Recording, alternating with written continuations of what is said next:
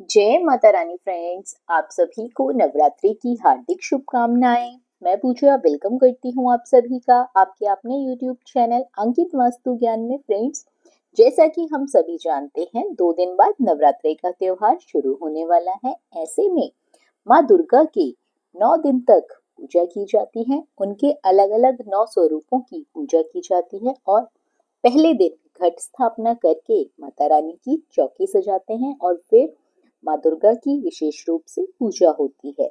Friends, आपको बता दूं, नवरात्रि के 9 दिन तक माता रानी की पूजा तो होती ही है। कुछ लोग 9 के 9 दिन व्रत रखते हैं और कुछ लोग जोड़े में व्रत रखते हैं। कुछ लोग पहला और लास्ट का व्रत रखते हैं। तो कई जगहों पर सिर्फ धूप दीप दिखाकर ही माँ की पूजा की जाती है। तो फ्रेंड्स, अगर आपके घर में भी नवरात्रि धूमधाम से मनाए जाते हैं, ऐसे में आपको पूजन सामग्री की सूची चाहिए होगी। वैसे तो नवरात्रि की पूजा अपने अपने सामर्थ्य के अनुसार की जा सकती है। सिर्फ माता को धूप दीप दिखाकर भी पूजा पूरी हो सकती है। लेकिन जो लोग संपूर्ण है माँ के आशीर्वाद से, जिन्हें किसी चीज की कमी नहीं है, उन्हें खुश होकर पूरे श्रद्धा भाव से, भक्ति भाव से प्रसन्न होकर माँ दुर्गा के 9 दिन के नवरात्रों का पूजन अच्छी तरह से करना चाहिए। और इसके लिए खास तौर पर विशेष रूप से पूजन सामग्री अपने घर जरूर लानी चाहिए। फ्रेंड्स, आपको संपूर्णता से सारी सामग्री सूची इस वीडियो के माध्यम से मिलने जा रही है, तो आप कॉपी पेन उठाकर नोट कर सकते हैं। पूजन सामग्री पूरी तरह से आपको इस वीडियो में बताई जाएगी। माता रानी का दरबार सजाने के लिए आपको एक चुनरी चाहिए। आप चुनरी की जगह वॉलपेपर का भी इस्तेमाल कर सकते हैं या फिर फूल से भी पीछे की दीवार को सजा सकते हैं। माँ का दरबार जितना प्यारा सजे उतना सुंदर लगता है। उसके बाद फ्रेंड्स, आपको गणेश भगवान की पूजा के लिए गणेश भगवान की प्रतिमा, मूर्ति या फोटो आप कुछ भी ले सकते हैं, क्योंकि गणेश आवाहन सर्वप्रथम जरूरी है।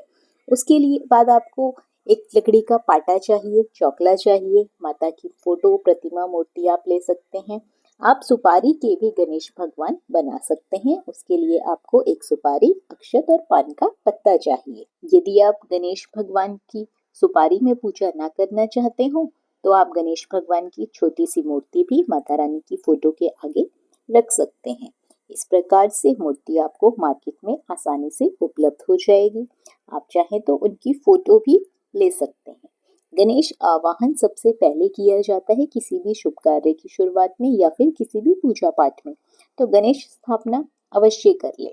उसके बाद हमें कलश स्थापना करनी है, क्योंकि फ्रेंड्स नवरात्रि में कलश स्थापना बहुत जरूरी होती है। आप किसी भी धातु का कलश ले सकते हैं, मिट्टी का कलश ले सकते हैं। आम के पत्ते चाहिए तो आम के पत्तों को एक दिन पहले ही तोड़ लीजिए, क्योंकि व्रत वाले दिन पत्ते ना तोड़े। साफ सुथरे आपको पत्ते लेने हैं, बिना छेद वाले। इनको धोकर एक दिन पहले ही रख लीजिए, ताकि आपकी अगले दिन पूजा में कोई रुकावट ना आ सके। उसके बाद फ्रेंड्स, कलश स्थापना के लिए मुख्य रूप से एक जटा वाला नारियल चाहिए होता है। नारियल को आप कलावे से भी लपेट सकते हैं या फिर चुनरी भी लगा सकते हैं। कई जगहों पर पूर्ण दीप बनाया जाता है, तो उसके लिए आपको एक पात्र में चावल भर के या फिर कोई भी अनाज भर के उसके ऊपर दीपक लगा सकते हैं। लोटे में, यानी कि जो कलश स्थापना की गई है, उसमें डालने के लिए 2 लौंग, 2 इलायची, 2 हल्दी की गांठें, एक सुपारी, कुछ अक्षत, पुष्प और एक सिक्का अवश्य डाल दें। इसको कलश स्थापना में डाला जाता है, क्योंकि खाली कलश की स्थापना नहीं की जाती है। कलश स्थापना के बाद आपको पूजन सामग्री चाहिए होगी, जो आपको विशेष रूप से पूजा में उपयोग करनी है। रौली, अक्षत, कुमकुम, अष्टगंध, इलायची, लौंग, कपूर, सुपारी। नवग्रह के लिए अक्षत चाहिए होंगे, रुई बत्ती और दक्षिणा। आप जनेऊ और दक्षिणा अपने पास अवश्य ही रख लें, क्योंकि गणेश भगवान को जनेऊ अवश्य ही चढ़ाया जाता है। इसके बाद फ्रेंड्स, आपको माता को चढ़ाने के लिए श्रृंगार की सामग्री चाहिए। श्रृंगार की सामग्री आप अपने सामर्थ्य के अनुसार ले सकते हैं। अगर आपके सामर्थ्य में है तो आप सूट या साड़ी ले लीजिए, नहीं तो एक लाल चुनरी ले लीजिए। श्रृंगार की सामग्री में बिंदी, सिंदूर, लिपस्टिक, महावर, चूड़ियां, ये सब आप सामग्री ले सकते हैं। इसके बाद फ्रेंड्स, आपको चाहिए माता को सुंदर सा हार चढ़ाने के लिए। आप फूलों का हार ले सकते हैं या फिर इस प्रकार से एक माला भी ले सकते हैं। जो श्रृंगार की सामग्री आप माता को चढ़ाएंगे उसे आप खुद भी इस्तेमाल कर सकते हैं नवरात्रों के बाद, या फिर आप किसी को दे भी सकते हैं। यदि आप पहले दिन नवरात्रों में श्रृंगार का सामान नहीं चढ़ा पाए तो आप अष्टमी या नौमी तिथि पर भी माता रानी को श्रृंगार का सामान चढ़ा सकते हैं। इसके बाद आपको जवारे बोने के लिए चाहिए मिट्टी का एक पात्र। इस तरह का मिट्टी का पात्र मार्केट में आसानी से उपलब्ध है, आप वो ले लीजिए। शुद्ध मिट्टी ले लीजिए, अपने आस पड़ोस अपने गार्डन से आप मिट्टी ले सकते हैं। एक दिन पहले भिगोए हुए आपको जौ लेने हैं। यदि आप मार्केट से जौ ले आते हैं तो उन्हें एक दिन पहले ही भिगो दीजिए, क्योंकि जवारे बोने के लिए भीगे हुए जौ का इस्तेमाल किया जाता है। जवारे बोने के बाद आपको माता की प्रतिमा को स्नान करवाने के लिए पंचामृत तैयार करना है। पंचामृत आप एक पहले ही बना के रख लीजिए सुबह के समय में। और आपके पास यदि आचमनी है तो आप आचमनी का इस्तेमाल भी पूजा में जरूर करें, क्योंकि नवरात्रि के प्रथम दिन में संकल्प लिया जाता है, तो आप चाहे तो आचमनी के थ्रू संकल्प ले सकते हैं। कलावा बहुत जरूरी है, पूजा में कलावा जरूर रखें। इसके बाद फ्रेंड्स आपको चाहिए भोग लगाने के लिए सामग्री। तो भोग शहद आप ले सकते हैं, क्योंकि नवरात्रि के 9 दिनों में माँ दुर्गा को अलग अलग भोग लगाया जाता है। अपने पास आप घी रख लीजिए। भोग लगाने के लिए दौने ले आइए, क्योंकि दौने की मदद से भोग लगाना आसान हो जाता है। पूजा के लिए आपको अष्टदल कमल बनाने के लिए अक्षत भी चाहिए। तो मैंने 250 ग्राम अक्षत लिए हैं, आप अपने सामर्थ्य के अनुसार इस्तेमाल कर सकते हैं। लेकिन ध्यान रहे कि आपको साबुत अक्षत लेने हैं, टूटे हुए अक्षत नहीं लेने हैं, यानी कि टूटा चावल नहीं लेना है।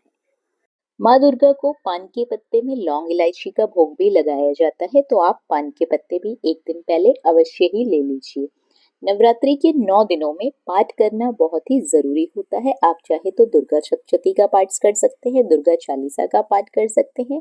ये किताबें मार्केट में आसानी से उपलब्ध हैं, आप लेकर माता रानी के 9 दिनों में पाठ अवश्य करें।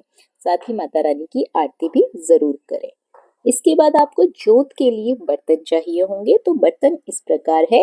एक, जो आप अखंड जोत जलाएंगे उसके लिए बड़ा दीपक चाहिए। आप चाहे तो धातु का ले लीजिए, चाहे आप मिट्टी का ले लीजिए। आरती करने के लिए आप इस तरह का दिया यूज कर सकते हैं, और माता रानी के सामने जलाने के लिए रोज की जोत के लिए एक छोटा दिया ले सकते हैं। यदि आपके पास घंटी है तो घंटी का उपयोग भी आप सुबह की पूजा में और संध्या काल की पूजा में कर सकते हैं, क्योंकि घंटी बजाने से एक पॉजिटिव ऊर्जा घर में जागृत होती है और माता रानी का आवाहन भी होता है, देवी देवताओं का आवाहन होता है। फ्रेंड्स, आपको बता दूं कि माता के 9 स्वरूपों को 9 दिन अलग अलग भोग लगाया जाता है। आप 9 दिन के लिए अलग अलग भोग पहले ही तैयार कर सकते हैं, जैसे कि पंचमेवा लौंग बताशे का भोग, घी का भोग, शहद का भोग, मिश्री का भोग, पेठा, गुड़, सफेद दूध की बर्फी, मालपुए।